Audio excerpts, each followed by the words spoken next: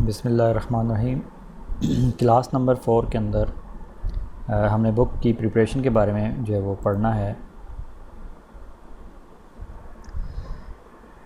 कि किस तरह अमेज़ॉन के ऊपर जो बुक हमने पब्लिश करनी है उसको प्रिपेयर करने के लिए कौन कौन सी चीज़ों को हमने अपने जो मद्देनज़र रखना है और किस तरह उसको इस वे में प्रिपेयर करना है कि वो अमेज़ॉन के ऊपर जब उसको हम पब्लिश करने की कोशिश करें, सबमिट करें, तो वो रिजेक्ट ना हो बल्कि वो एक्सेप्ट हो जाए और हमारी बुक जो है स्टोर के अंदर लाइव हो जाए और सेल के लिए जो है वो उसको सब जो बायर्स जो हैं वो रीडर जो हैं वो ख़रीद सकें।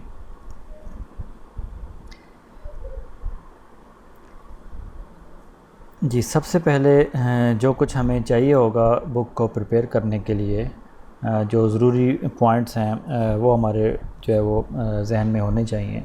जब भी हम कोई एक बुक रेडी करेंगे तो उसके लिए ये जो पॉइंट्स हैं वो लाजमी तौर पर अपने जो है वो हमें फॉलो करने पड़ेंगे। जैसा कि सबसे पहले है बुक कैटेगरी। अब कैटेगरी के अंदर अमेज़ॉन बुक स्टोर के अंदर कुछ जो उसने ख़ुद से कैटेगरीज़ डिफ़ाइन की हुई हैं, उसके अकॉर्डिंग हमारी जो बुक है हमें पता होना चाहिए कि वो किस कैटेगरी के अंदर लाया करती है। अगर हम कोई हेल्थ के बारे में कोई बुक लिख रहे हैं तो हमें पता होना चाहिए कि ये मेरी बुक जो है वो हेल्थ की कैटेगरी में जाएगी।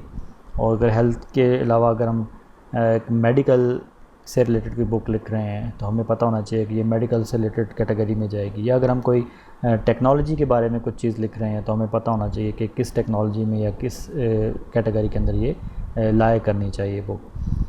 कैटेगरी इसलिए अहम है कि जब भी जो रीडर्स हैं जो बुक को परचेज़ कर रहे होते हैं, जब वो बुक अपनी डिज़ायर्ड बुक को सर्च करते हैं तो वो अपनी एक स्पेसिफ़िक कैटेगरी के अंदर ही सर्च कर रहे होते हैं।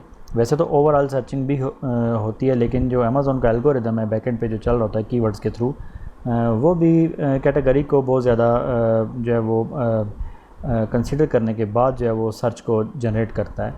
तो अब अगर एक रीडर टेक्नोलॉजी से रिलेटेड बुक को सर्च आउट कर रहा है या किसी कंप्यूटर की बुक को सर्च कर रहा है तो अमेज़ॉन के सर्च इंजन को जो है वो पता होगा कि जितनी भी कंप्यूटर से रिलेटेड बुक हैं वो इस कैटेगरी के अंदर जो है वो मौजूद हैं। तो वो जितनी भी उससे रिलेटेड बुक होंगी या उससे अदर देन जो होंगी वो नीचे चली जाएंगी और जो मोस्ट रेलिवेंट बुक्स सर्च के अंदर जो होंगी वो ऊपर उसके सामने आ जाएंगी। तो इसी तरह आपकी जो बुक है उसकी भी कैटेगरी बिल्कुल रेलिवेंट होनी चाहिए।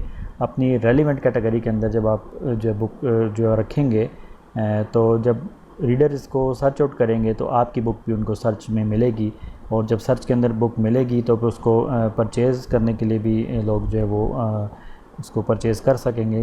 क्योंकि अगर सामने ही नहीं आएगी बुक तो परचेजिंग उसकी जो है वो मुश्किल हो जाएगी और सेल आपकी बुक की जो है वो कम होगी।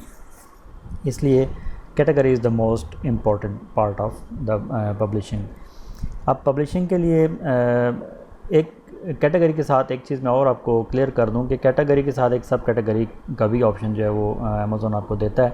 सब कैटेगरी वैसे तो ऑप्शनल है, आप देना चाहें तो दे सकते हैं, लेकिन अगर आप उसको लीव करना चाहें तो छोड़ भी सकते हैं। लेकिन अगर आप दे देंगे तो आपकी बुक के साथ जो है एक मज़ीद कॉम्प्रिहेंसिव जो है वो समझें कि सर्च के अंदर वो चला जाएगा कि अगर एक कंप्यूटर की बुक है और कंप्यूटर के अंदर कोई यूज़र जो है वो चाह रहा है कि मैं लैंग्वेजेस जो हैं कंप्यूटर की उसको सर्च आउट करूं या कंप्यूटर के अंदर प्रोग्रामिंग की बुक्स को मैं सर्च आउट करूं या वो अगर प्रोग्रामिंग की बुक्स को जो है वो सर्च आउट कर रहा होगा तो हमने सब कैटेगरी के अंदर अगर प्रोग्रामिंग या कोई ऐसी जो मज़ीद उसकी कैटेगरी बनती है वो भी अगर हमने चूज़ कर रखी होगी तो सर्च में हमारी बुक जो है वो ज़्यादा प्रोमिनेंटली जो है वो शो होगी, ज़्यादा टॉप पे आएगी। तो इसी तरह जब यूज़र को जितनी ज़्यादा बुक जो है आपकी सर्च के अंदर दिखाई देगी उसके सेल होने के चांसेस जो होंगे वो उतने ही ज़्यादा बढ़ जाएंगे। आगे हम चल के देखेंगे कि कैटेगरीज़ कौन कौन सी हैं और हमारी जो बुक्स हैं जो हम लिखेंगे वो किस किस कैटेगरी के अंदर हम उसको रख सकेंगे, तो वो डिटेल से हम देखेंगे। उसके बाद नेक्स्ट पॉइंट देखें जो है वो यूनिक मैन्यूस्क्रिप्ट होना चाहिए आपकी बुक का। उसके अलावा जो है वो आपका जो बुक है वो एक्सेप्ट नहीं होगी।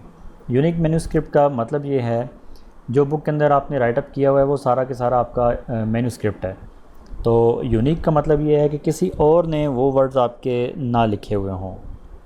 आपकी बुक का जो कंटेंट होगा, अगर वो किसी जगह से आपने कॉपी कर रखा है, कॉपी पेस्ट किया हुआ है, तो अमेज़ॉन जब उसको चेकआउट करेगा, चेक करने का भी उसका एक वे है, प्लेगरिज्म चेकर जो है वो आपको मैं भी बताऊंगा कि प्लेगरिज्म किस तरह चेक की जाती है और प्लेगराइज्ड कंटेंट जो है वो कैसे होता है और नॉन प्लेगराइज्ड कैसा होता है। तो अमेज़ॉन के अंदर भी जब आप कोई बुक जो है वो अपलोड करते हैं, तो अमेज़ॉन उसके मैन्यूस्क्रिप्ट को पहले प्लेगरिज्म के लिए चेक करता है कि आया कि ये जो कंटेंट किसी ने अपलोड किया है ये पहले से तो किसी जगह मौजूद नहीं है, किसी और राइटर ने तो इसको नहीं लिखा हुआ, किसी और ऑथर ने तो उसको पहले से जो है वो सबमिट नहीं कर रखा। तो अगर तो वो यूनिक होगा, किसी ने भी अगर वो मैन्यूस्क्रिप्ट यूज़ नहीं किया होगा, और ये ज़रूरी नहीं है कि सिर्फ बुक्स के अंदर, इंटरनेट के ऊपर किसी भी जगह पर वो कंटेंट मौजूद नहीं होना चाहिए। अगर वो कंटेंट मौजूद होगा किसी वेबसाइट के ऊपर या किसी और बुक के अंदर, तो अमेज़ॉन जो उसको डिटेक्ट कर लेगा, जब डिटेक्ट कर लेगा तो आपकी बुक जो है वो यूनिक कंटेंट की कैटेगरी से निकल जाएगी और वो पब्लिश होने की बजाय ब्लॉक हो जाएगी। अब इसमें जो यूनिकनेस है, जो प्लेगरिज्म है, इसकी परसेंटेज भी जो है वो दी जाती है साथ। एकेडमिक्स के अंदर तो मोस्टली जो है जैसे कोई पेपर पब्लिशिंग वगैरह है, उसमें मोस्टली आपको अप टू 20% तक भी जो है वो राहत दी जाती है, ताकि कुछ आपने बीच में उसके रेफरेंसेस यूज़ किए हुए हैं या किसी कोई कोट्स यूज़ किए हुए हैं जो कि मैच कर सकते हैं जो है किसी और कंटेंट के साथ, किसी और स्टडी के साथ, तो इतना जो है उसके अंदर गुंजाइश दी जाती है। लेकिन अमेज़ॉन में जो ये बुक पब्लिशिंग है, इसके अंदर जो प्लेगरिज्म पॉलिसी है, वो आपका जो मैन्यूस्क्रिप्ट है तकरीबन 0% प्लेगरिज्म होनी चाहिए, इससे मतलब कि 100% यूनिक होना चाहिए। अब डिपेंड करता है कि आपका जो मैन्यूस्क्रिप्ट है वो कितना जो है वो उसकी वर्थ कितना बड़ा है। यानी कि आपके अगर मैन्यूस्क्रिप्ट के अंदर, आपकी बुक के अंदर 2000 वर्ड्स हैं और उसके अंदर 2 लाइनें ऐसी आ गई हैं कि जो पहले से किसी और जगह पर भी मौजूद हैं एज़ इट इज़, तो उसकी जब परसेंटेज 2000 वर्ड्स के हिसाब से बनेगी, तो वो हो सकता है कि पॉइंट समथिंग बने, पूरा 1% ना बने, तो उसको वो इग्नोर कर देगा। इसी तरह जितना बड़ा कंटेंट होगा उसके अंदर जितनी ज़्यादा जो है वो मैचिंग होगी वो उतनी कम कंसीडर होगी, और जितना जो है वो छोटा कंटेंट होगा उसके अंदर थोड़ी सी भी प्लेगरिज्म आएगी तो वो परसेंटेज में ज़्यादा शो हो जाएगी। तो ये भी इसका एक एल्गोरिदम है। तो इसलिए इस चीज़ का हमने ख्याल रखना है कि जब बुक आप प्रिपेयर करेंगे, कोई बुक बना रहे होंगे, तो उसका जो कंटेंट है वो यूनिक होना ज़रूरी है। कंटेंट को यूनिक कैसे करना है और उसको यूनिकनेस के लिए चेक कैसे करना है, ये भी अभी नेक्स्ट स्लाइड्स के अंदर हम डिटेल से देखते हैं। इसके अलावा अट्रैक्टिव बुक कवर बहुत ज़्यादा मैटर करता है किसी भी बुक की सेल के अंदर, यूज़र्स को अपनी तरफ अट्रैक्ट करने के लिए।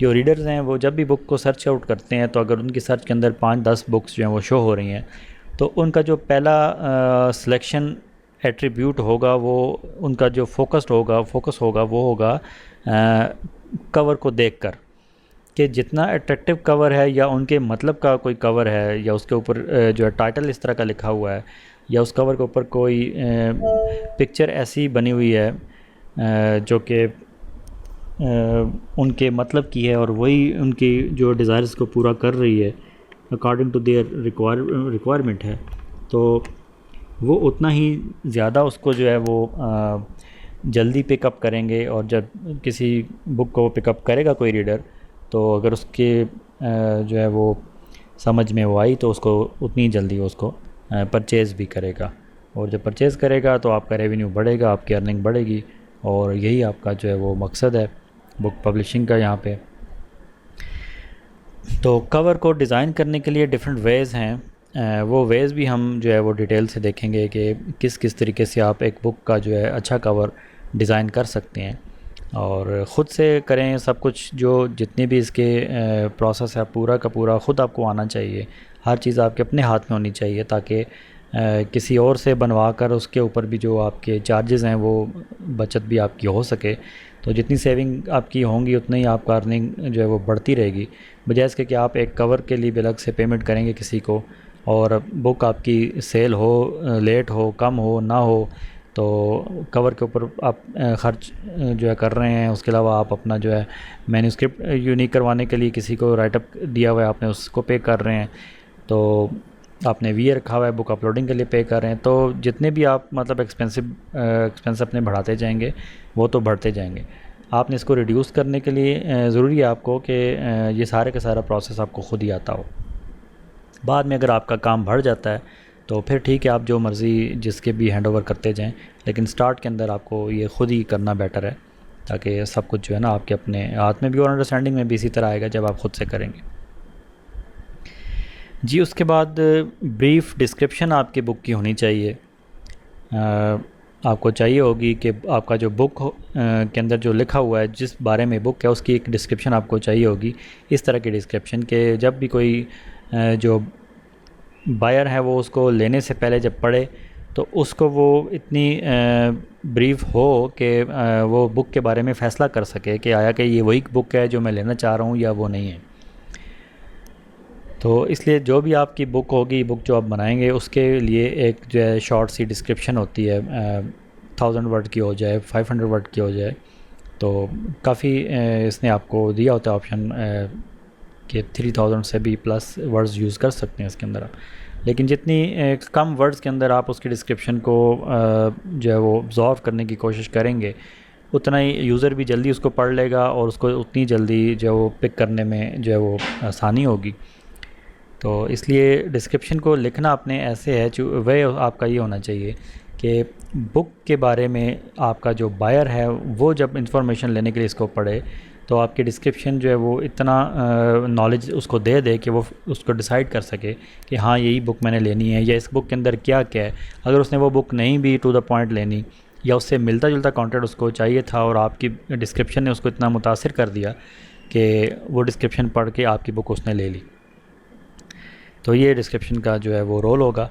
इसके अलावा ऑथर का नेम आपको चाहिए होगा। जो बुक आप पब्लिश कर रहे होंगे उसके ऊपर आपने ऑथर का नेम साथ जो है वो मेंशन करना है कि ये किस ऑथर की बुक है। वो ऑथर आप ख़ुद भी हो सकते हैं, वो ऑथर आपका कोई और राइटर या जो आपने ऑथर रखा हुआ है, हायर किया हुआ है, वो भी हो सकता है। जिस भी नेम से आप जो है वो उसको पब्लिश करेंगे वही नेम उस बुक के साथ जो है वो आ जाएगा और उसी ऑथर की बुक वो कंसिडर होगी। तो ऑथर का नेम आपका जो है मस्ट है। इसके अलावा ऑथर के नेम के साथ जो को ऑथर्स होते हैं या जो कंट्रीब्यूटर्स होते हैं, कि एक बुक को 4-5 बंदों ने मिल के रेडी किया है, कि कुछ लोगों ने उसका मैन्यूस्क्रिप्ट रेडी किया, कुछ ने उसके ऊपर रिसर्च किया, कुछ ने पिक्चर्स वगैरह जो उसकी अरेंज की हैं और उसके साथ उसको जो अटैच किया है, कुछ ने जो उसकी फॉर्मेटिंग की है। तो एक बुक के ऊपर जितने लोगों ने काम किया है वो बाकी लोग जो हैं ऑथर के अलावा जो होंगे वो कंट्रीब्यूटर्स हैं, उनके नेम भी आप इसके अंदर जो है वो शो कर सकते हैं। वो ऑप्शनल होते हैं कि आप चाहें तो लिख दें और छोड़ना चाहे तो छोड़ भी सकते हैं।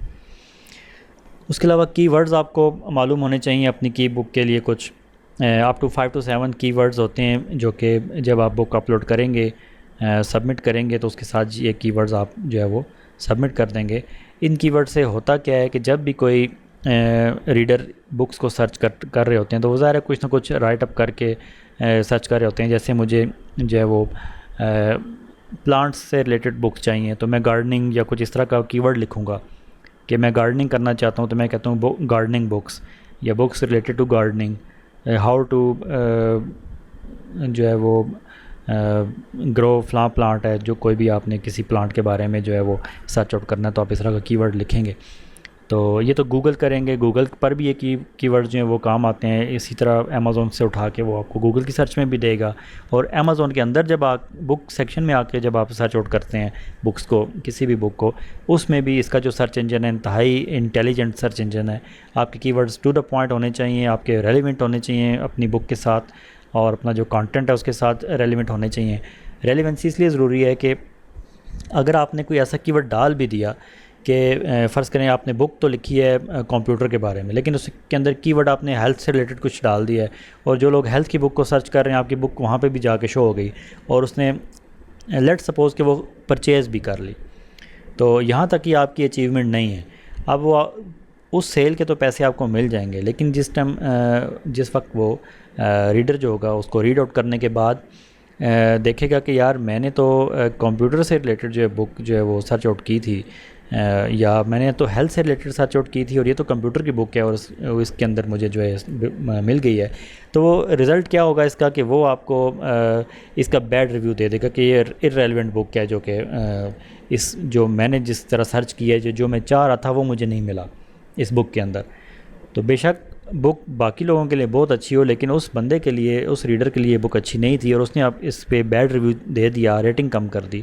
तो जो बाकी उसके बाद वाले जो आपके रीडर्स होंगे वो फिर इस बुक को नहीं ख़रीदेंगे। ये बुक फिर एक बैड रिव्यू जब ले लेती है तो उसका बहुत ही बैड इम्पैक्ट रहता है। कोई भी बंदा जब ख़रीद रहा होता है बुक को, तो वो रिव्यूज़ को बहुत ज़्यादा कंसिडर कर रहा होता है, रेटिंग को बहुत ज़्यादा कंसिडर कर रहा होता है। इसलिए कि कुछ लोग तो सिर्फ यही सर्च आउट कर रहे होते हैं कि ऐसी बुक्स जो हैं वो ले लें कि जिनकी ऑलरेडी रेटिंग जो है वो बहुत ज़्यादा है, या बहुत ज़्यादा अच्छे रिव्यूज़ जिसके ऊपर जो बहुत पॉजिटिव रिव्यूज़ जो है लोगों ने दे रखे हैं, ताकि उनका अपना वक्त ज़ाया ना हो। जो लोग उसको रीड आउट कर चुके हैं उन्हीं के एक्सपीरियंसेस को मद्देनज़र रखते हुए वो डिसाइड कर लेते हैं। यानी कि एक बुक है, अगर उसको 500 लोगों ने रीड आउट कर लिया और 500 में से तकरीबन 4 समथिंग लोगों ने उसको बहुत ही अच्छा रिव्यू दिया हुआ है, और उन्होंने इस बुक को एक पॉजिटिव वे में जो है वो बयान किया हुआ है कि बुक बहुत अच्छी है और इसके अंदर बड़ा नॉलेज है और उसको रेटिंग भी अच्छी दी हुई है। तो जो रीडर्स हैं, जो रीडिंग का शौक़ रखते हैं, वो उनके लिए इतना इनफ होता है कि वो ये देखें कि लोग इसकी जो तारीफ़ कर रहे हैं और ये बुक अच्छी है, तो वो अच्छी बुक होने के नाते ही उसको ख़रीद लेते हैं। उसी पेश नज़र वो उसको जो है वो बाय कर लेते हैं, और बाय करने के बाद जो है वो चाहे उसको जब भी पढ़ें या वो अपनी कलेक्शन में रख लेते हैं बाय करके।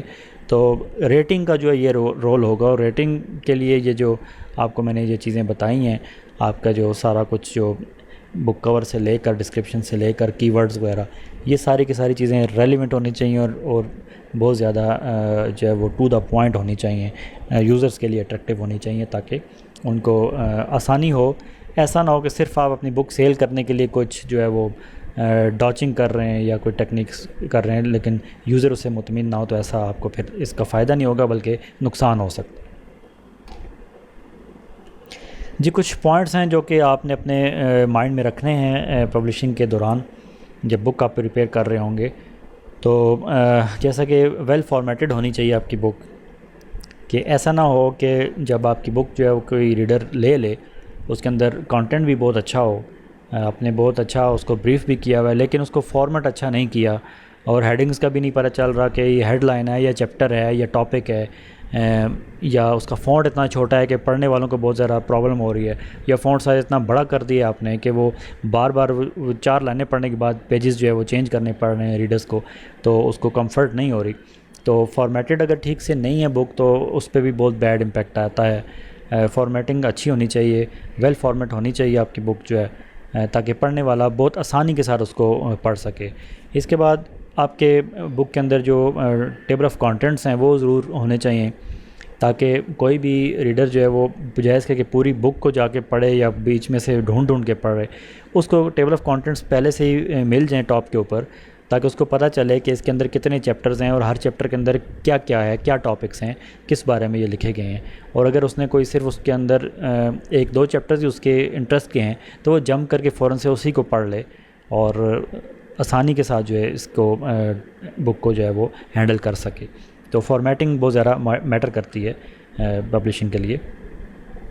उसके बाद जो डिस्क्रिप्शन आप लिखेंगे, अभी हमने इसी पे बात की थी कि डिस्क्रिप्शन भी आपकी मोस्ट रेलिवेंट होनी चाहिए, कि आपका जो बुक का कंटेंट है, बुक के अंदर जो आपने राइटअप किया हुआ है, जो भी आपकी बुक जो नॉलेज दे रही है, आपके डिस्क्रिप्शन के अंदर उसी के बारे में जो डिस्क्रिप्शन होनी चाहिए कि टू द पॉइंट ये चीज़ इस बुक के अंदर आपको मिलेगी, कौन लोग इसको रीड करें, कौन लोग हैं जो रीड बेशक ना करें, ताकि लोगों को जितनी भी आप जो है वो ईज़ देंगे उतना ही ज़्यादा वो आपको मतलब एडमायर करेंगे आपकी वर्क का।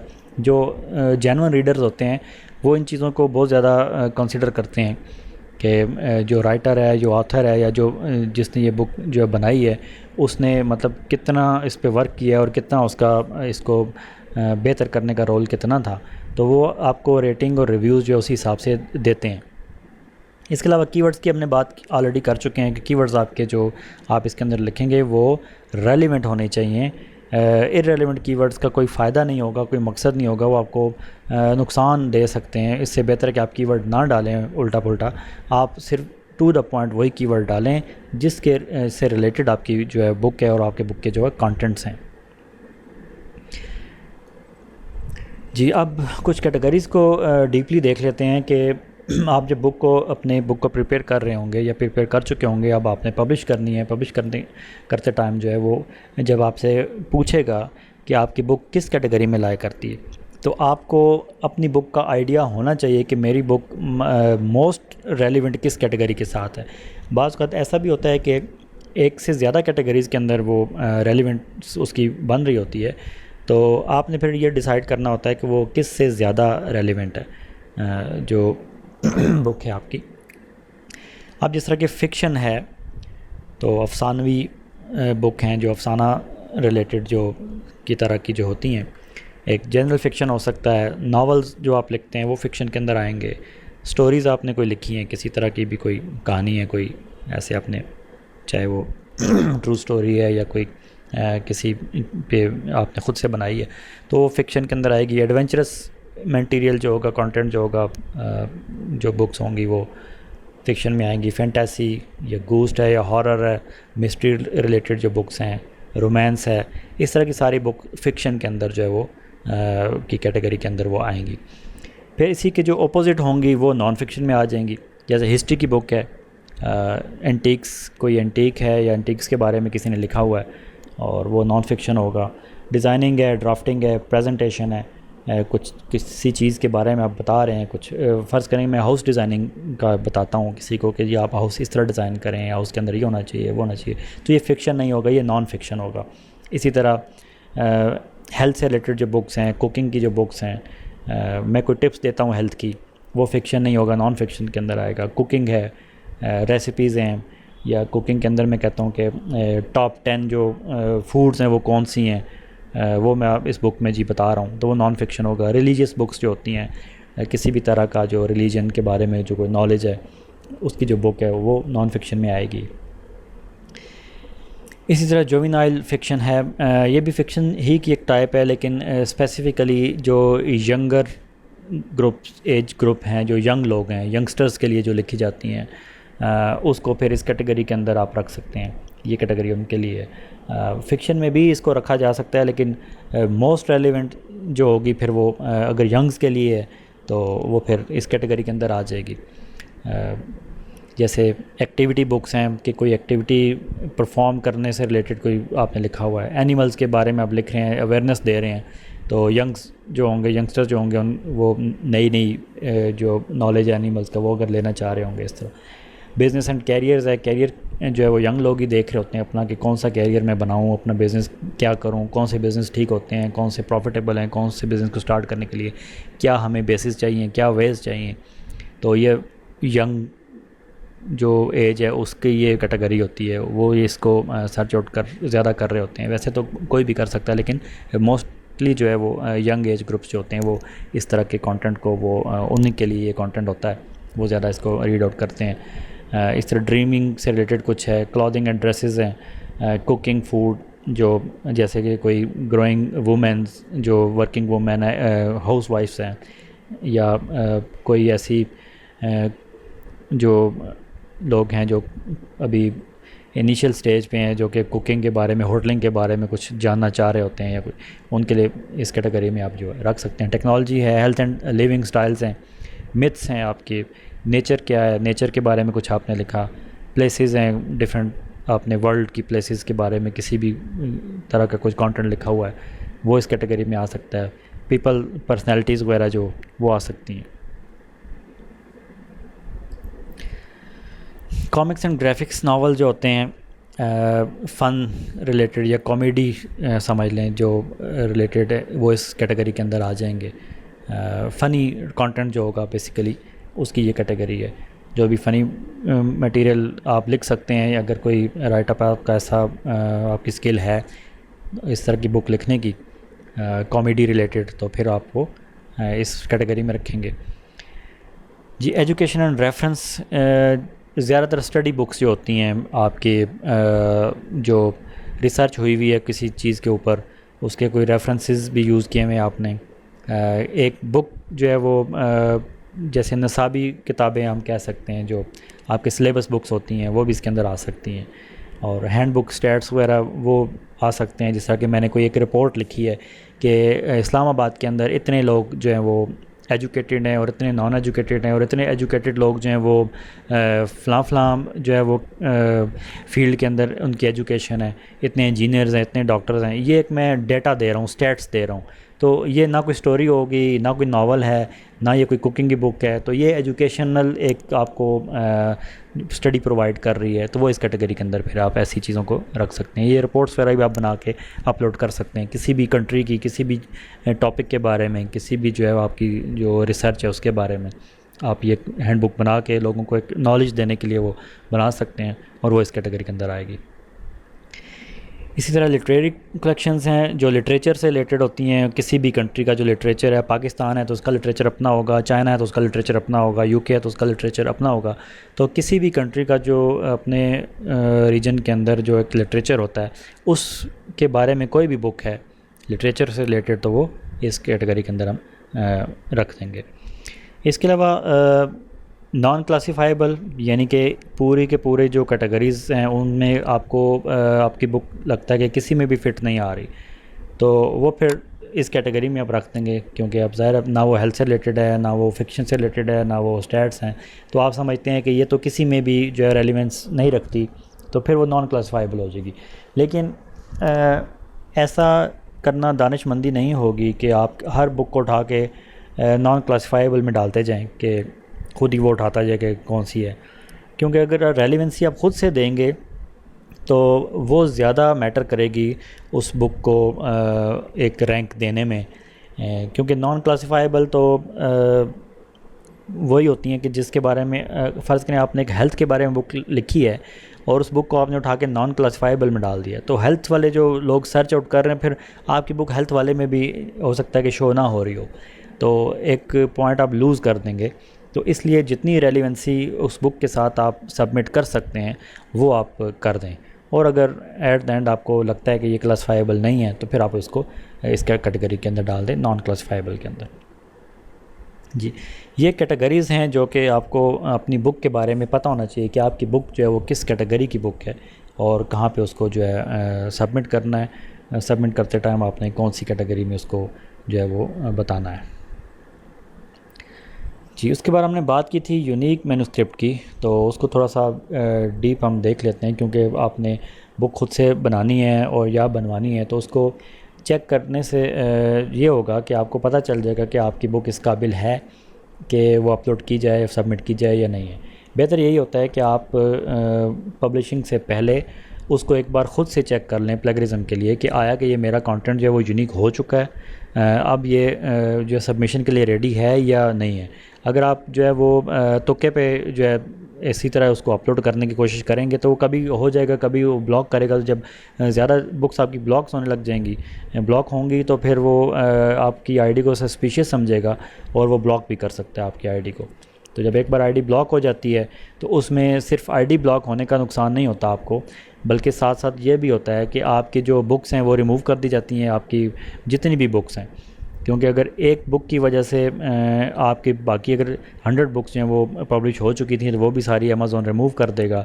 और इसके अलावा एक बड़ा नुकसान आपको ये होगा कि आपने स्टार्ट में जिस तरह हमने बनाया था पेनियर का एक अकाउंट बनाया, अपना पेमेंट मेथड इसके अंदर ऐड किया, तो सेम पेमेंट मेथड को अगर आप किसी दूसरी नई आईडी बनाकर उसके अंदर यूज़ करेंगे तो वो आईडी भी वो ब्लॉक कर देगा। उसको पता चल जाएगा कि ये वही पर्सन है जिसने अपनी आईडी जो है पहले फ़लाँ आईडी से इस पेमेंट मेथड को यूज़ किया और यही पेमेंट मेथड यहाँ पे भी यूज़ हो रहा है, तो इट्स मीन के पीछे बंदा एक ही है।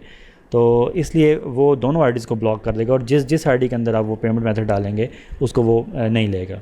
तो वो फिर आपको फिर पेमेंट मेथड भी नया बनाना पड़ेगा, उसके लिए फिर आपको एक फिर से यूनिक नंबर चाहिए होगा, फिर से यूनिक आईडी चाहिए होगी, ईमेल चाहिए होगी। तो इसलिए आपको प्रॉब्लम फेस जो है वो करनी पड़ सकती हैं। तो बेहतर यही है कि आप जब इसको अपलोड करें, अपनी बुक को सबमिट करें, तो उससे पहले उसके सारे के सारे जो पहलू हैं उनको आप क्लियर कर लें। जी, प्लेगरिज्म चेक करने के लिए कुछ मेथड्स हैं, कुछ पेड हैं, कुछ फ्री हैं। वो हमने जो है वो यहाँ पे लिस्ट कर दिए हैं। एक वाइपर टूल है, वाइपर के नाम से प्लेगरिज्म चेकर है।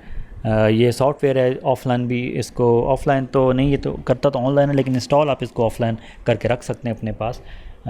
तो ये इससे आप अनलिमिटेड जो है वो प्लेगरिज्म चेक कर सकते हैं। जितने भी आपके कंटेंट का जो वैल्यू है, जितने भी वर्ड्स हैं आपकी बुक के अंदर, वो एक ही वक्त में आप जो है इसके अंदर डालेंगे और प्लेगरिज्म इसकी चेक करेंगे तो आपको वो बता देगा कि कितना इसका परसेंटेज जो वो बन रही है, आया कि ये यूनिक है या नहीं है, या कितने परसेंट यूनिक है, कितने परसेंट जो है वो सिमिलर है।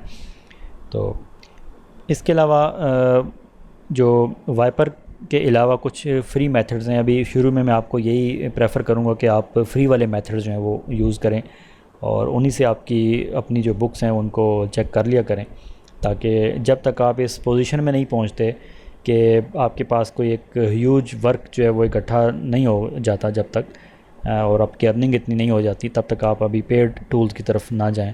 जब फ्रीली अवेलेबल हैं तो फिर उनको आप यूज़ करें।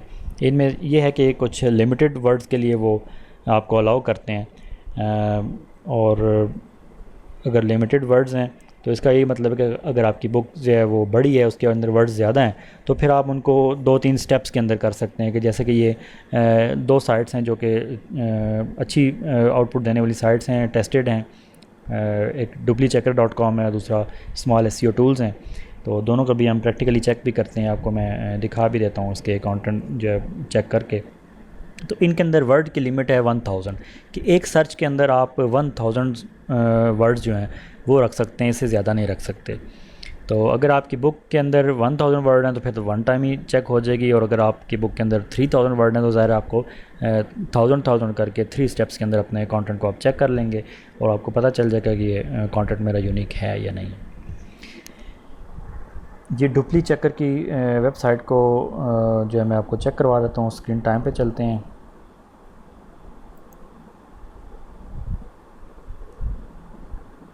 ये duplicchecker.com जी, ये वेबसाइट जो है वो ओपन हो गई है। कोई कंटेंट मैं कहीं से कॉपी कर लेता हूँ, कुछ मैंने ये कॉपी करके रखा हुआ भी है।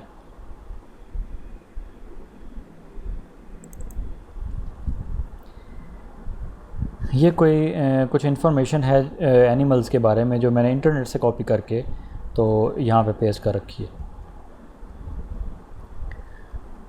तो अब ज़ाहिर है ये यूनिक जो है वो नहीं होगी, तो इसको मैं इसके तकरीबन यहाँ पे ये बता रहा होता है लेफ़्ट बॉटम पे कि कितने वर्ड सिलेक्टेड हैं। अभी 366 हैं, तो चलिए मैं कुछ ज़्यादा कर लेता हूँ। 1000 तक की मेरे पास लिमिट मौजूद है।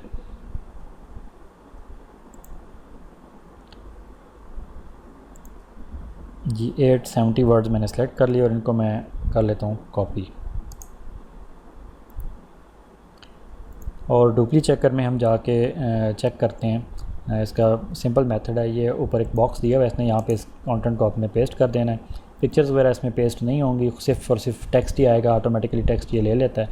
और ये टोटल वर्ड्स यहाँ इसने बता दिए कि 871 है, और यहाँ ये बता रहा है आपको कि ये 1000 वर्ड जो है वो लिमिट है पर सर्च। जी, पेस्ट करने के बाद आप इसको सिंपल जो आई एम नॉट अ रोबोट का चेक बॉक्स है, ताकि ये चेक करता है कि आप ह्यूमन हैं कि नहीं। इसको चेक ऑन करेंगे, और अगर ये आपसे वेरीफाई करवाए तो आप इसको वेरिफिकेशन भी देंगे। जैसे स्टेयर्स का पूछ है, तो ये जिस पिक्चर के अंदर स्टेयर हैं वो हमने ऑन कर दी, और मेरा ख्याल है यही है, वेरीफाई कर दें तो ये वेरीफाई हो गया। उसके बाद चेक प्लेगरिज्म पे आपने क्लिक कर देना है। ये कुछ टाइम लेगा और आपकी जो कंटेंट है, जितना भी आपका ये राइटअप है, इसको चेक करने के बाद रिज़ल्ट शो करेगा इसी स्क्रीन के ऊपर। उससे आपको अंदाज़ा हो जाएगा कि आपका जो कंटेंट है वो आया कि यूनिक है या नहीं है।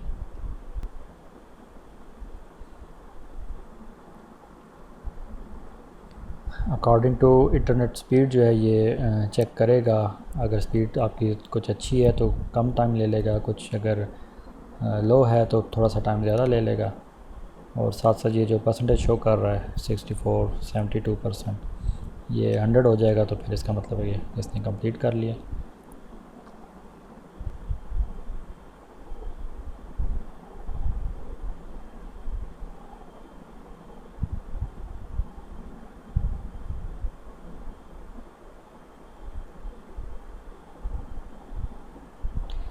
जी, ये रिज़ल्ट इसने शो कर दिया और यहाँ पे देखें ये रिज़ल्ट इसका है, प्लेगरिज्म इसकी है 98%, यानी कि 98% जो कंटेंट है वो हमने कहीं से उठा के डाल दिया है और सिर्फ 2% जो है वो यूनिक है। तो अमेज़ोन को क्या चाहिए, 100% यूनिक चाहिए था। और अब अगर इसको आप डाल देंगे ऐसे उठा के तो वो उसी वक्त उसको रिजेक्ट करेगा, ब्लॉक करेगा। जी, आपको क्योंकि मैंने बताया था कि ये हमने इंटरनेट से क्योंकि डायरेक्टली कॉपी करके इसको पेस्ट कर लिया है, तो इसलिए उसने इसको 98%, बाकी क्योंकि वैसे तो हमने 100% ही इसको कॉपी किया है, तो ये कुछ 2% जो इसने यूनिक शो किया है, ये हर एक जो प्लेगरिज्म चेकर है उसके कुछ अपने एल्गोरिदम्स होते हैं। जिस तरह यहाँ पे इसने कैपिटल को बीच में इंक्लूड नहीं किया। बाकी अब देखें तो इसने इसको मार्क किया हुआ है, साथ जो है शेड्स आए हुए हैं इसके ऊपर, जो जो पोर्शन जो प्लेगरिज्म के अंदर आता है तो वो उसने हाईलाइट किया हुआ है। बाकी जो कैपिटल लाइन है, ये देखें सबसे पहली लाइन, इसको इसने हाईलाइट नहीं किया।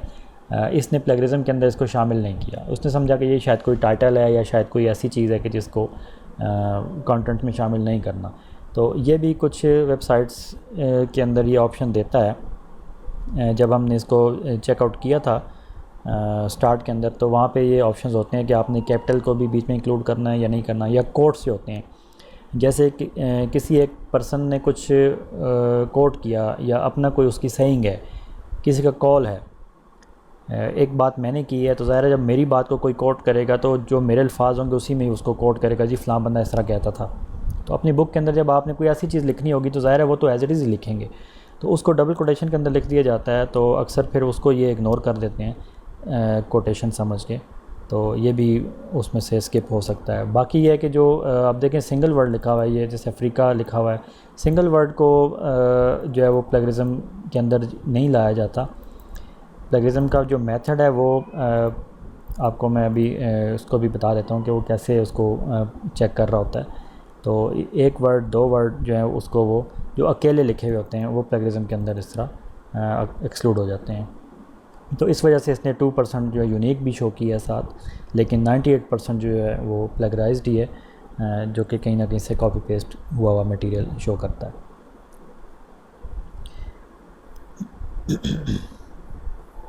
अब कुछ कंटेंट है, जैसे इसी के कंटेंट को मैंने थोड़ा सा रीराइट कर लिया है। रीराइट का मतलब यही है कि जहाँ जहाँ पे आपका जो मैचिंग कंटेंट था, यूनिक नहीं था, आपने उसको अपने अल्फाज में बदल दिया। जैसे इसको अगर हम मैच करें तो ये ओरिजिनल कंटेंट था जो हमने इस कॉपी किया था कहीं से। इसको मैं थोड़ा सा लार्ज कर देता हूँ ताकि आपको भी स्क्रीन पे नज़र आए। पहला सेंटेंस हम देखते हैं कि वो कह रहा है, no matter your age there is nothing cooler than seeing an exotic animal in its natural habit.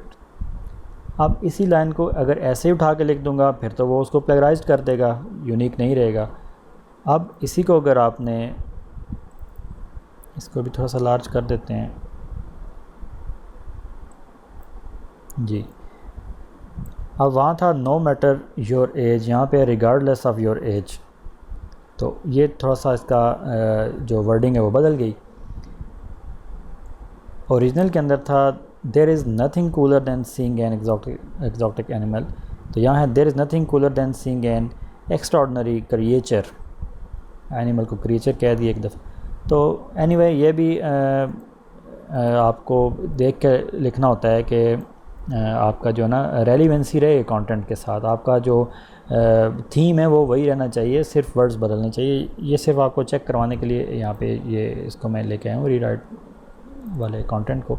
तो इसको हम चेक कर लेते हैं, इसका कुछ पोर्शन हम वहाँ पे पेस्ट करते हैं।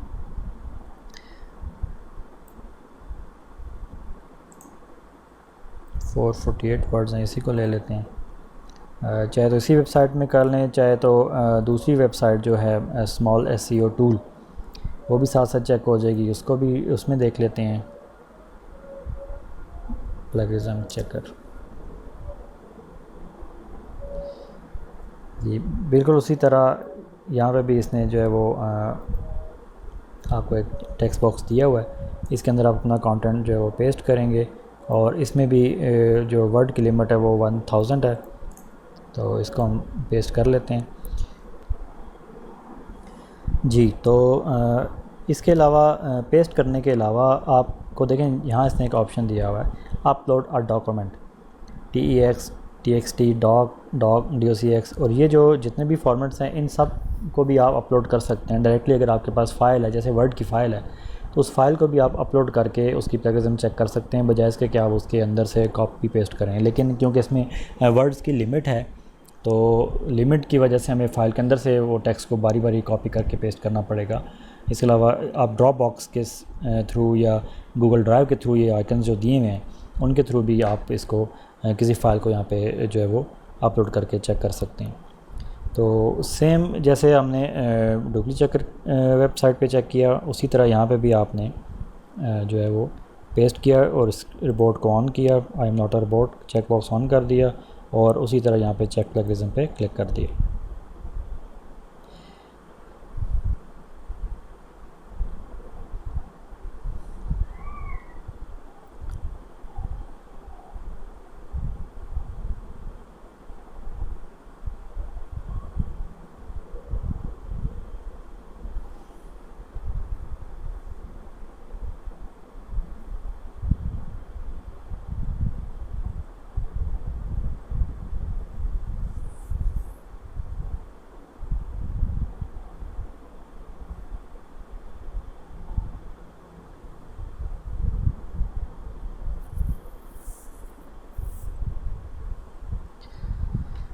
जी, रिज़ल्ट इसने जनरेट कर दिया है और कंप्लीटेड 100% जो इसने चेक किया है। उसके बाद देखें 4% उसने प्लेगरिज्म डिटेक्ट की है और 96% उसने कहा कि ये यूनिक है, क्योंकि इसको हमने रीराइट किया था जो उसके ओरिजिनल वर्ड्स से, उसकी बजाय हमने अपने वर्ड्स में उसको कन्वर्ट कर दिया था, तो सिर्फ 4% जो है उसकी प्लेगरिज्म जो है वो रह गई थी और बाकी 96% उसने यूनिक कर दिया।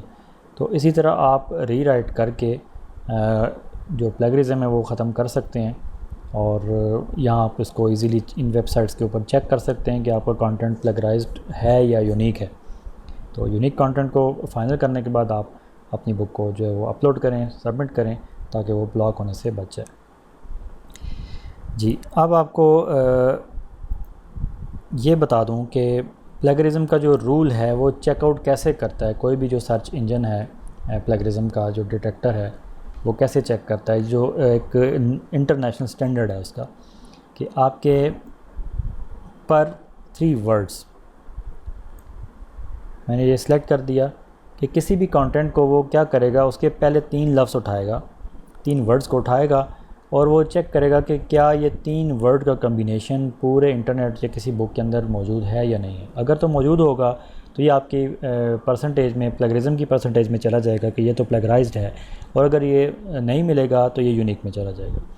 उसके बाद नेक्स्ट 3 वर्ड्स इनको छोड़ेगा नहीं, ऐसा नहीं कि वो नेक्स्ट यहाँ से शुरू करेगा, वो पहले वर्ड को छोड़ के दूसरे से स्टार्ट करेगा और फिर नेक्स्ट 3 वर्ड्स बनाएगा। फिर इस कम्बिनेशन को देखेगा क्या ये कम्बिनेशन किसी जगह पे पहले से मौजूद है कि नहीं है। अगर वो मौजूद होगा तो वो प्लेगराइज्ड होगा, अगर वो मौजूद नहीं है तो यूनिक होगा। फिर इसी तरह पहले 2 वर्ड्स छोड़ेगा और फिर अगले 3 वर्ड्स को इसी तरह लेके वो मैच करेगा प्लेगरिज्म के लिए। तो इसी तरह वो पूरे डॉक्यूमेंट को, आपके पूरे कंटेंट को वो चेक करता है। जो जो उसको जब उसको मैचिंग मिलती है तो वो कहता है कि प्लेगरिज्म के अंदर है, प्लेगराइज्ड कर देता है उसको कंसिडर, और आपकी जो यूनिकनेस है उसकी परसेंटेज कम होती जाती है। और जब उसको नहीं मिलता ये कंटेंट किसी जगह पे, तो यूनिकनेस आपकी जो है वो मेंटेन रहती है, यूनिकनेस आपकी जो है उसकी परसेंटेज ज़्यादा होती है और प्लेगराइज्ड जो कंटेंट है वो उसकी परसेंटेज कम होती जाती है। तो आपके 3 वर्ड जो हैं वो 3 से ज़्यादा वर्ड मैच नहीं करने चाहिए, यानी कि 3 भी नहीं करने चाहिए। 2 आपके कर सकते हैं, 2 पर वो कुछ नहीं कहेगा आपको, 2 को प्लेगरिज्म में नहीं लेगा। तो हर तीसरा वर्ड आपका जो है अपना होना चाहिए। इस तरह की आपकी राइटिंग होनी चाहिए कि आप पर 3 वर्ड्स के अंदर जो है एक वर्ड आपका ऐसे चेंज हो कि वो इस तरह सीक्वेंस उसका बनता चला जाए और यूनिक कंटेंट बन जाए। ये कंटेंट रीराइटिंग जो आप ख़ुद से बदलते हैं देख के, उसके लिए मैं एक टिप दे रहा हूँ आपको। और ये चीज़ आपके जहन में आनी चाहिए।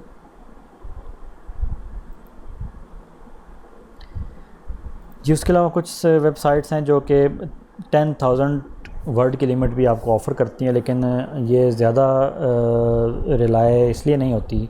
कुछ वेबसाइट ऐसी हैं जो कि सर्चेज़ की जिसके अंदर लिमिट होती है कि आपने 3 या 4 सर्चेज़ आप कर सकते हैं, उसके बाद वो कहता है अब बस अब आपको 1000 ही मिलेंगे।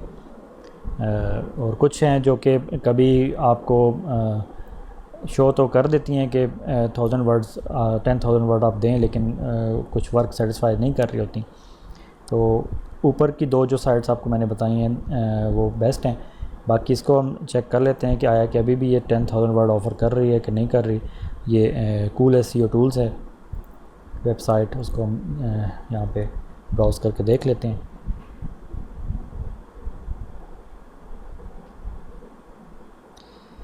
जी, यहाँ पे आप देखें तो 10,000 की इसकी लिमिट वो बता रहा है कि मैक्सिमम 10,000 वर्ड्स पर लिमिट पर सर्च। तो अब इसको यहाँ पे हम कंटेंट दे देते हैं, जो यूनिक है वो दे देते हैं, जो हमने रीराइट करके रखा है। ये टोटल इसके वर्ड्स 1764 बनते हैं। तो इसको मैं कॉपी कर लेता हूँ ताकि हमें पता चले कि 1000 से ऊपर ये वर्क कर रहा है कि नहीं कर रहा।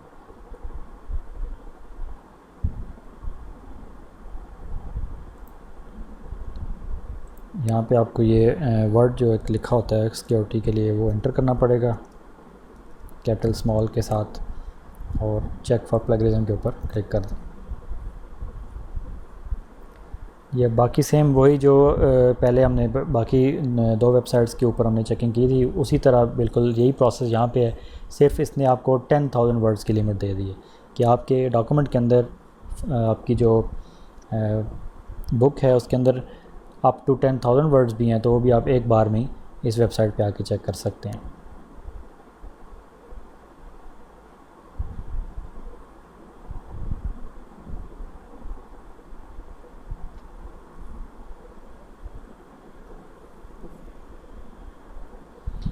ये वर्क कर रहा है, उसी तरह चेकिंग कर रहा है, पूरे इंटरनेट पे सर्च करेगा, हर जगह पे ये देखेगा क्या है कि इसमें से कितना कंटेंट मैच करता है और कितना यूनिक है, और उसी तरह एट द एंड जो है वो आपको यहाँ पे रिज़ल्ट शो कर देगा।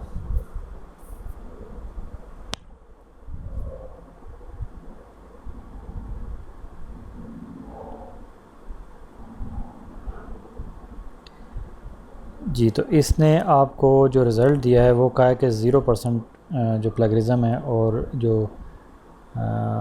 यूनिक कंटेंट है 0% यूनिक कंटेंट ये कह रहा है। यूनिकनेस के लिए यहाँ पे वो बता रहा है कि ये जो आपका टेक्स्ट है, ये जो स्ट्रिंग है, ये ऑलरेडी एग्जिस्ट करती है।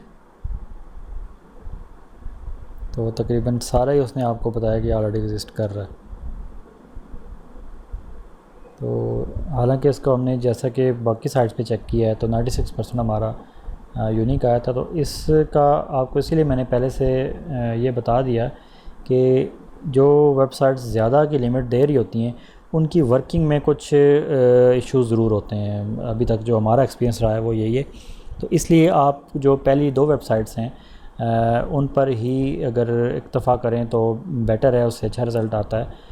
क्योंकि हो सकता है आप अगर सर्च करें तो आपको 20,000 वाली भी कोई वेबसाइट मिल जाए, लेकिन क्योंकि ये टेस्टेड नहीं है हमारे एंड पे भी, ये अभी जो है वो आपके सामने भी हमने चेक कर लिया कि इन वेबसाइट की जो वर्किंग है वो थोड़ी डाउन होती है। वो 100% वर्क जो है वो नहीं उस तरह कर पा रही होती, या सिर्फ 10,000 जो लिख देती हैं और 10,000 के ऊपर जो परफॉर्मेंस है उनकी वो वैसी नहीं है। तो इससे होगा क्या कि आप अगर इसको यूनिक समझ के अपलोड कर देंगे, सबमिट कर देंगे, तो अमेज़ॉन के पास जब वो अपने जेन्युइन तरीके से उसको चेक करेगा तो उसको यूनिक नहीं मिलेगा, तो वो ब्लॉक कर सकता है। तो वेबसाइट जो है वो ऑथेंटिक यूज़ करनी है आपने।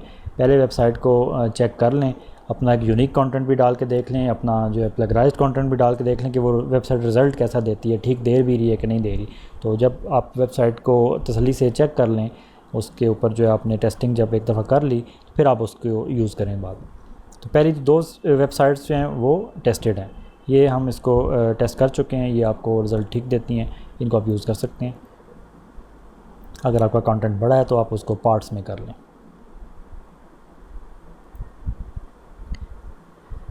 जी, उसके बाद बुक कवर है, जो हमने ऊपर जिसका ज़िक्र किया था कि बुक कवर आपका जो है वो एक अट्रैक्टिव होना चाहिए। तो बुक कवर को डिज़ाइन करने के लिए सबसे पहले आपको एक ऑनलाइन जो है वो कवर डिज़ाइनिंग का एक टूल वेबसाइट है जो ऑफ़र करती है डिज़ाइनिंग के लिए, वो आप यूज़ कर सकते हैं।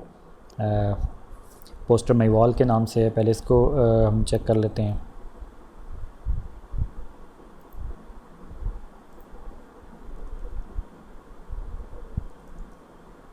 postermywall.com।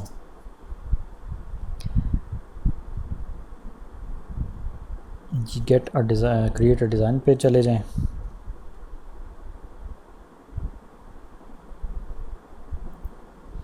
तो यहाँ पे आपको डिफरेंट ये जो है कवर्स दिखा रहा होगा, कोई भी आप इसमें अपना रेलिवेंट कवर जो होगा वो रेडीमेड में से चूज़ कर सकते हैं। लेट सपोज़ मैंने इसको ये कोविड आजकल चल रहा है, कोविड को मैं चूज़ कर लेता हूँ।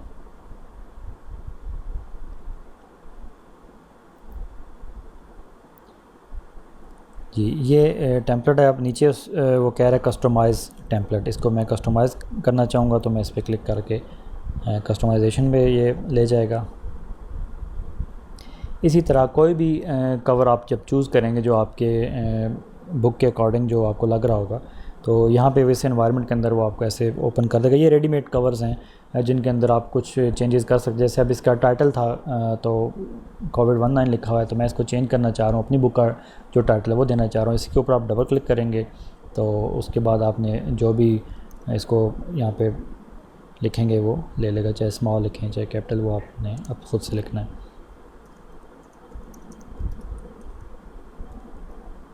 जी,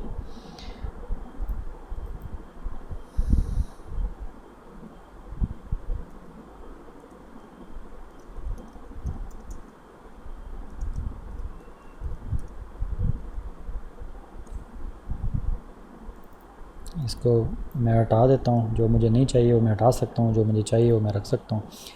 इसी तरह ये पिक्चर्स हैं, ये नीचे रिप्लेस का ऑप्शन दिया हुआ है, वो भी आप चेंज कर सकते हैं। जो जो आपको सूटेबल लगे वो आप रख सकते हैं। और जो टेक्स्ट है उसके ऊपर मैंने आपको बताया कि डबल क्लिक करके आप उसकी चेंजेस कर सकते हैं, जैसे भी आप उसको जो है वो। तो जो भी आपका जब डिज़ायर्ड कवर आप बना लेंगे उसके बाद आप जो है ये साइड पे इसके ऑप्शन भी हैं, वो भी आप खुद से ये देख लीजिएगा। टेक्स्ट के ऑप्शंस हैं, पिक्चर्स के ऑप्शन है, लेआउट है, जो भी आपने जिस तरह भी इस बुक को बनाना होगा। तो एट द एंड इसको आप फिर यहाँ से डाउनलोड पे क्लिक कर लेंगे तो ये आपका कवर जो है रेडी होके डाउनलोड करके दे देगा। इसके अंदर कुछ ऑप्शंस आ रहे हैं नीचे जो है वो पेड ऑप्शन है पिक्चर क्वालिटी के हिसाब से, कि अपने बहुत ही कोई बड़ी पिक्सल्स के साथ जो है वो अच्छी क्वालिटी के साथ डाउनलोड करना है तो फिर वो कह रहा है कि यहाँ पे आपको पेमेंट करनी पड़ेगी। ये ऊपर फ्री वाला ऑप्शन है वो आप यूज़ कर सकते हैं, फ्री पे क्लिक करके आप डाउनलोड कर लें। तो ये आपको इसने ये डाउनलोड कर दिया, इसको हम ओपन करके देख लेते हैं।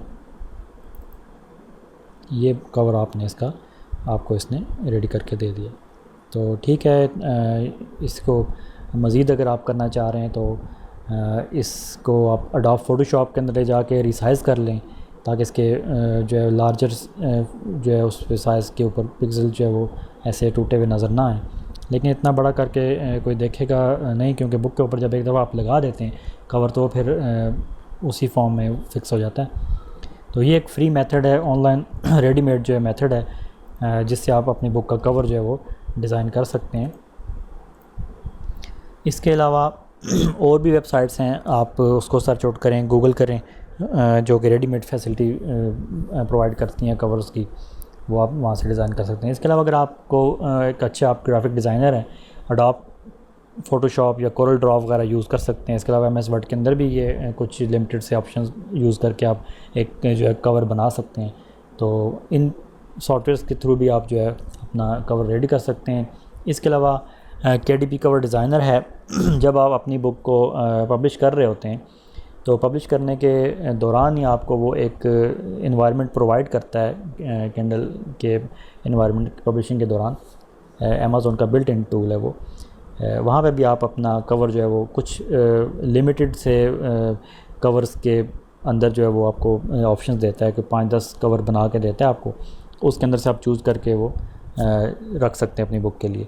तो वो रेडीमेड एक वे वो भी है, चाहे तो आप उसको भी यूज़ कर सकते हैं। वो जब हम बुक अपनी पब्लिश कर रहे होंगे तो उस दौरान आपको मैं वो प्रैक्टिकली भी सारा बता दूंगा कि उसको कैसे यूज़ करना है। इसके अलावा आप अगर आउटसोर्स करना चाहें तो आउटसोर्स भी कर सकते हैं। फाइवर के ऊपर हज़ारों गिग्स बने हुए हैं, जो लोग जो है वो एक लो अमाउंट लेके तो आपको एक बुक का कवर डिज़ाइन करके दे देते हैं। पीपल पर और है, freelancer.com है। लेकिन आपको फिर मैं यही कहूँगा कि फ़िलहाल आप फ्री वाले जो ऑप्शंस हैं उन्हीं को यूटिलाइज़ करें, जो ख़ुद से जो अपनी स्किल्स हैं उन्हीं को यूटिलाइज़ करें, बजाय इसके कि आप पहले से जो है वो पेड सर्विसेज की तरफ जाएं। पेड सर्विसेज तब आप ज़रूर यूज़ कर लें जब आप इस काबिल हो जाएं, आपकी बुक्स इतनी ज़्यादा तादाद में बन जाएं कि आपके पास वक्त नहीं है या आप क्वालिटी बहुत ज़्यादा लेना चाह रहे हैं और आपको वो कॉस्ट भी बुक्स दे रही हैं पूरी करके, तो फिर आप ज़रूर उसको यूज़ कर सकते हैं। लेकिन स्टार्ट के अंदर आप जो है वो फ्री वाले ऑप्शंस को ही प्रायोरिटी दें। तो ये बुक कवर डिज़ाइन करने के लिए जो कुछ मेथड्स हैं वो आप यूज़ करें, ये आपको पता होने चाहिए, ताकि आप अपनी बुक जब रेडी कर रहे हो तो ख़ुद से इसका कवर भी डिज़ाइन कर लें। जी, तो ये कुछ हमारा जो आज का जो टॉपिक था बुक की प्रिपरेशन के हवाले से था कि जब भी आपने अमेज़ॉन के ऊपर अपनी बुक को पब्लिश करना है तो उसके लिए क्या क्या चीज़ें, एटलीस्ट क्या क्या स्किल्स आपके पास जो है वो होनी चाहिए। तो आज का ये इतना ही था। अगर किसी का कोई क्वेश्चन है, कोई कन्फ्यूजन है तो वो पूछ सकता है।